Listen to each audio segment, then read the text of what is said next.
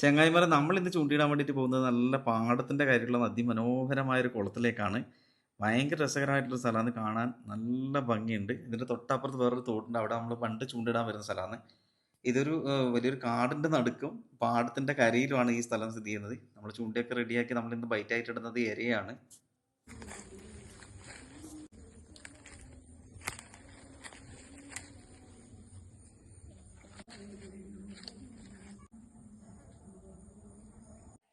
അപ്പോൾ നമ്മൾ ചേട്ടൻ അവിടെ ചൂണ്ടിയിട്ട് വെച്ചപ്പോഴേക്കും ഞാൻ എൻ്റെ ചൂണ്ടി കൂടെ സെറ്റാക്കി എടുത്തിട്ടുണ്ട്. ഞാൻ ഇന്ന് എരേനെ തന്നെയാണ് ഞാനും ബൈറ്റായിട്ട് ഇടുന്നത്. സാധാരണ ഞാൻ തവള തന്നെയാണ് വരാലിനെ പിടിക്കാൻ വേണ്ടി ഇടല്. ഇപ്രാവശ്യം കൂടുതലായിട്ടും വരാലാണുള്ളത്. പിന്നെ നമ്മൾ സിലോപ്പിയൊക്കെ കിട്ടാറുണ്ട് ഇടക്ക്.